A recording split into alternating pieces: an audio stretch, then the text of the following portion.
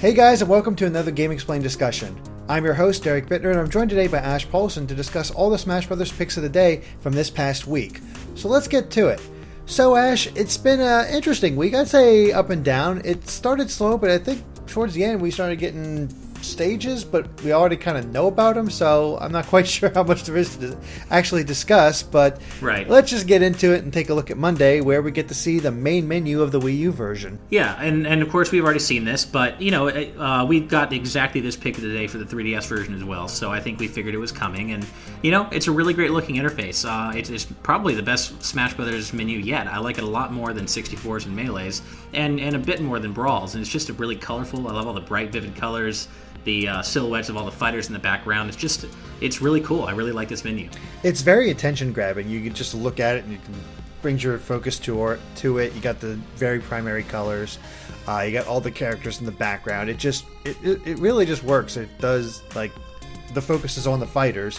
I just really like how it all comes together. I have to look side by side to declare which menu I like the best, because I don't really think about menu design all that much. It just comes up a lot with Smash Brothers, but no, it does look really good. Yeah, I mean, I think the only real criticism I have, and it's not even about the design of the menu visually, it's about the fact that so many modes that you play in Smash are actually part of the smaller Games and More tab, which seems kind of counterintuitive, because there's that giant red Smash tab, which is really only for multiplayer, and then all the single-player stuff, just like in the 3DS version, like Classic, All-Star, basically everything else is under that Games and More tab, and it seems like it shouldn't belong there, because that's a little more out of the way, Yeah, I mean, anybody who first gets this game, at least in my case, I go right to the single player, start going through and start trying to unlock all the trophies and stuff. So it is a little odd, but I can sort of see, like, as you get to it down the line and unlock everything, do all the single player stuff, you're booting up this game, you're going to be doing Smash. So it's sort of like a long-term plan almost, which is odd to say, but it still kind of works. Like you said, it kind of benefits more in the long term. I agree. But moving on to Tuesday, we have a look at Classic mode for the Wii U version, of course, and the graphic for how it'll look at difficulty in 9.0, and the fact that it actually points out that as you get more intense, the background surrounding the arena will change, as I pointed out in the, I think it was the analysis. So, I mean, it's all very cool. I think we talked about Classic mode quite a bit, so there's not too much to add here, but, I mean, what do you think about all this? I mean, I think it looks really cool. The Fiend scale already looked pretty cool in the 3DS version, because as Sakurai says, it looked kind of like a pop-up book, but this is on a whole different level. It looks a lot more menacing as you move the scale up, and actually, I think we had already talked about the fact that the actual background for the Classic field changes as you go up in intensity, but I completely forgot that. So I guess we already talked about it in an earlier discussion, but I totally forgot and acted like it was a new thing that we didn't know, and it is definitely not. We already knew this, but it's a nice little touch, No, it is. It's it all comes together visually. It's all about that visual information that you can just quickly look at something and know it. And that's all good to go. Whether or not this Classic mode is going to work better than the one found in 3DS, I'm not sure. I need to play it myself. I have no idea. I'm still a little unsure about it. Yeah, it doesn't look quite as interesting as 3DS Classic mode, but it may end up actually being mostly the same in terms of actual execution. Plus, you get the 5 to 8 player matches in this version of Classic mode as well, which is pretty cool. Yeah, that'll help keep things moving, because that's my biggest concern, is just the snappiness of it all, and it's just as we said before, they changed out the background elements, but it's not quite as visually interesting as 3DS, because there's this weird looking background that you can see in the in there, just seeing what the heck you cross over. Yeah. Moving on to Wednesday, we actually get a look at 2 of the events for event mode. One being where it's a single-player mode that you aim to collect 1,000 gold to, pay off a loan apparently, and use coin battle. That's a hell of a loan. And then the other one, it's past your bedtime, where you actually have to try to put all the other fighters to sleep at one time. So basically, it is just classic event mode. These are the same situations you would find yourself doing in Melee, and very interesting types up that just switches up how you do the gameplay. So yeah, I'm just excited to try these out, and I've always enjoyed event mode. Yeah, everything about event mode has me excited. Just because I like how they're kind of changing things up now, where you have kind of a grid format, and you can have different pathways that branch out from depending on how you complete the event and on what difficulty you complete the event, and they unlock different things. And I'm just excited to do event mode again. It was one of the main missing things for me for the 3DS version, and I always like playing Smash under a different rule set in terms of not necessarily having to KO everyone, but get the most coins or put everyone to sleep at the same time with Jigglypuff. So I'm really looking forward to seeing not only what other events there will be in terms of how creative they get, but also what they unlock, and just kind of, slowly expanding that huge grid. Yeah, I'm very curious to see what that final challenge will be. What is it that, they consider the ultimate challenge? I mean, we got something very memorable the last time, so I'm curious to see if they try to reach that level, especially since we got 8-player Smash. So they could do something really crazy for those last couple events. Yeah, no, I'm really, it really could be anything. I mean, there aren't that many villains in the roster, even all these years later, so I don't know how many more villains they could really add to a kind of final battle type event. But, there's so many things they could do. Honestly, I wouldn't be surprised if it was like a, all-star icons battle where you have to fight like a level 9 Mario, Mega Man, Sonic, and Pac-Man all at once. That wouldn't surprise me in the least. That'd be awesome. That'd be really cool to cap off event mode, in my opinion. Yeah, to just celebrate all these different franchises, it would be wonderful. Or maybe, or as we were saying before, there was 8 characters originally, so maybe it would be against those original 8. There's a lot of things they could do. So that's true. Actually, that would be a really cool, battle, like an original 8, where you have to play as one of the original 8, and you take on the other 7 in an all-out match. That would be pretty cool. Yeah, I think it could be a lot of fun. Yeah. All right, well, moving on to Thursday, we actually get a look at the new Yoshi Stage, which is based on, of course, Yoshi's Woolly World. And Sakurai actually reveals that the stage was added late in development. And, of course, the surfaces are nice and cushiony, and then just says how the stage will work as far as its movement, and, how the stage drops away at one point and changes up the background and stuff. The most interesting thing to me, of course, here is the fact that it was so late in development. We sort of assumed that they were going off, that this stage was because, Yoshi's Woolly World was originally revealed quite some time ago, and he was going off that original idea, and that the game might be out by this point anyway. So, that was not the case. Yeah, I wonder if Sakurai expected the game to be out by this point or not. I mean, I love this stage. I think it's really cool that we're actually getting a stage from the game that hasn't been released yet.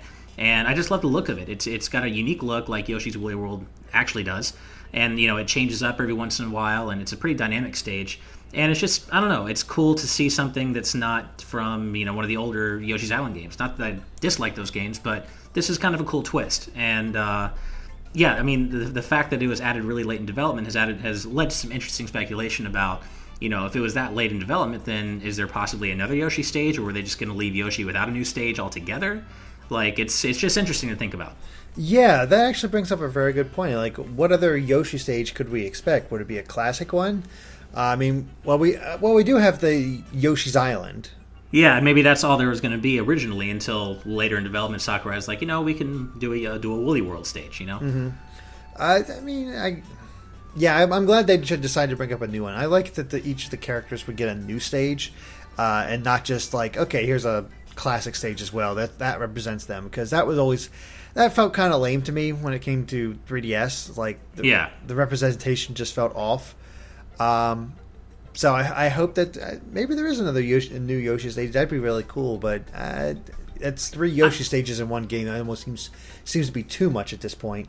Yeah, I think it'll probably just be Woolly World and Yoshi's Island for Melee at this point. But yeah, I mean, on that topic, I hope you're right that each, at least each of the original 12 or bigger characters at least get a new stage and a classic stage to represent them, which is one reason I'm really hoping Mute City and Magicant are shared stages between the two versions, because so far only Ness and Captain Falcon only have an old stage, and that's it. Yeah, that would be really unfortunate that they would only have that, especially since they're original characters. I mean, they've been around since the original 64, and some respect. Yeah, but I don't know. It was just it came out a few days ago that the new arrangement of Mute City that's in Mute's the SNES stage on 3DS it does play in port down Aerodive, so it does maybe seem like there's not going to be a new Captain Falcon stage in this one, or at least a new F-Zero stage, I should say. I hope I'm wrong, but that's what it's looking like right now. Yeah, and there's a lot they could do with that, with all these F-Zero stages, but I don't know. We'll just have to wait and see what's going to be. It's not that long before the game comes out, so yeah. I mean, Andre is getting his review copy tomorrow, and I might be getting my review copy if I do get one any time from tomorrow until Monday. So we're here now. Yeah, basically. The review copies are being sent out, and I am not going to get one, and I hate you both. But you're getting Pokemon, though. You're getting Omega Ruby and Alpha Sapphire, which is exciting in its own right. Yes, it is, except it's not Smash, so... Right, no, I hear you. But no, it is what it is, and you guys, have fun with that, you bastards. But no, it is pretty exciting, and I really am looking forward to seeing what other stages there are, because I really don't think we've seen as much as there could be.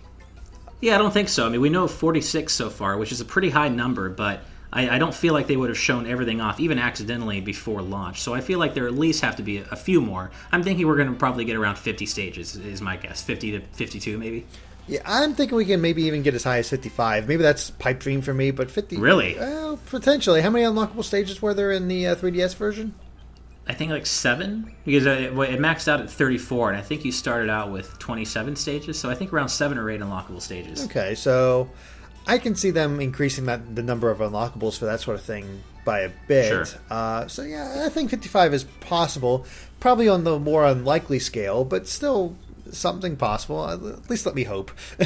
Yeah, no, hey, I'm right there with you. I want, they teased us with the return of Congo Jungle 64, and I want more stages to return from 64. That'd be awesome. Mm-hmm. Yeah, I think that'd be really cool to get a bunch of those old stages back and just... Yeah. Imagine if we got a Smash game with every Smash stage from across the ages. Hey, if they want to eventually pad that out with DLC, I would probably buy every single one just because I am such a Smash Brothers whore. Yep, I think I think I'd be there too. Yeah. Oh well. Well, speaking of stages, we got our today's pick of the day, Fridays, which is Wuhu Island, where they mentioned the fact that it kind of reminds you of flying around in the Pilot Wing stage, except we are going to famous locations on the island, including the cruise race, the